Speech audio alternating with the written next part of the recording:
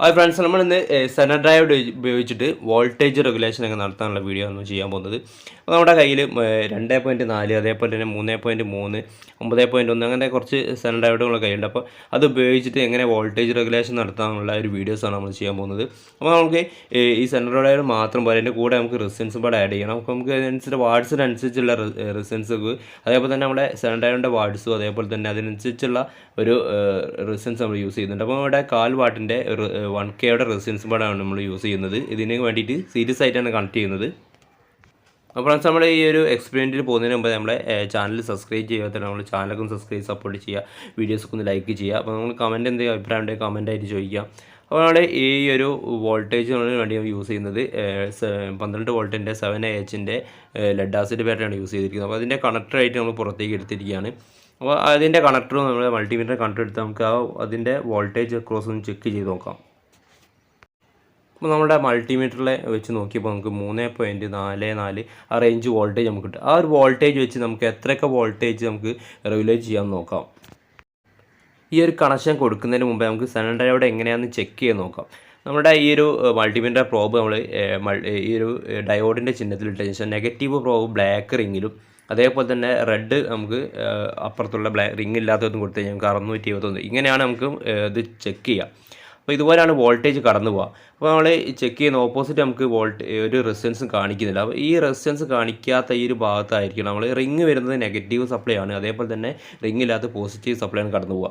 അപ്പോൾ അതിൻ്റെ ഓപ്പോസിറ്റ് ആയിരിക്കും നമ്മൾ വോൾട്ടേജ് റെഗുലേഷന് വേണ്ടി കൊടുക്കേണ്ടത്. അതായത് പോസിറ്റീവ് ടെർമിനലിൽ നമ്മൾ ഈ റിങ് ഉള്ള ഭാഗം ബ്ലാക്ക് റിങ് ആണ് കൊടുക്കേണ്ടത്. അങ്ങനെയാണ് നമുക്ക് വോൾട്ടേജ് റെഗുലേഷൻ. ഇതിൻ്റെ ക്രോസ് ആയിട്ട് നമുക്ക് സീരീസ് ആയിട്ട് ഒരു റെസിസ്റ്റൻസ് പാട് വരുന്നു എന്നേ ഉള്ളൂ. അപ്പോൾ നമ്മൾ ഈ ഒരു വോൾട്ടേജ് റെഗുലേറ്റർ ഉണ്ടാക്കാൻ വേണ്ടിയിട്ട് നമുക്ക് ഒരു 1Kൻ്റെ റെസിസ്റ്റൻസും അതേപോലെ തന്നെ 2.4 വോൾട്ടിൻ്റെ ഒരു സെനർ ഡയോഡാണ് നമ്മളിപ്പോൾ യൂസ് ചെയ്തിരിക്കുന്നത്. നമ്മുടെ ഒരു എൻഡ്, അതായത് റെസിസ്റ്റൻസിൻ്റെ ഒരു എൻഡും നമ്മുടെ ബ്ലാക്ക് റിങ് വരുന്ന സെനർ ഡയോഡിൻ്റെ ഒരു എൻഡ് നമ്മൾ ടെസ്റ്റ് ചെയ്തിരിക്കുകയാണ്.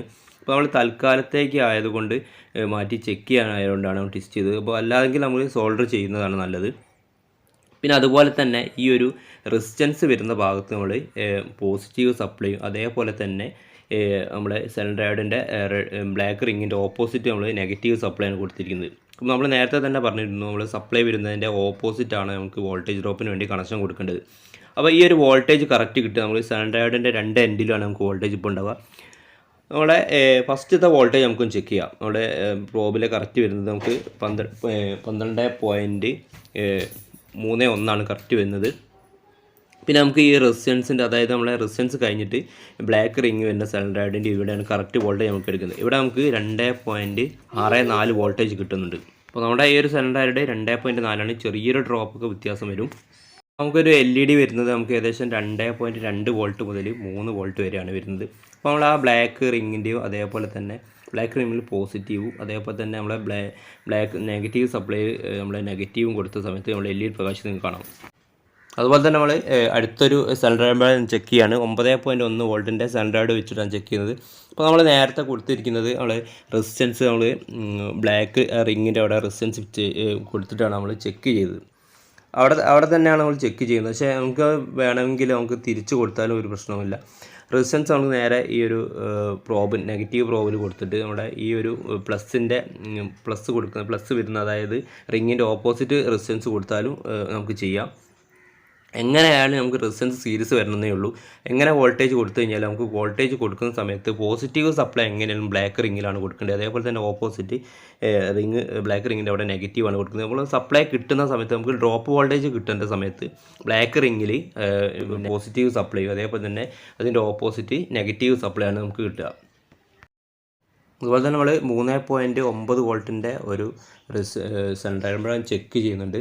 അപ്പോൾ ഇതേപോലെ തന്നെ കറക്റ്റ് കൊടുത്താൽ മതി. അപ്പോൾ അവിടെ ഇതിൻ്റെ ചെക്ക് ചെയ്യുന്ന വീഡിയോസ് നമ്മൾ ഇടുന്നില്ല. നേരത്തെ കൊടുത്ത് അതേപോലെ തന്നെ നമ്മൾ കൊടുക്കുന്നുണ്ട്. അപ്പോൾ ചെറിയൊരു വോൾട്ടേജ് ഡ്രോപ്പിൽ 3 സംതിങ് വരുന്നു, 4.7 വോൾട്ട് വരുന്നുണ്ട്.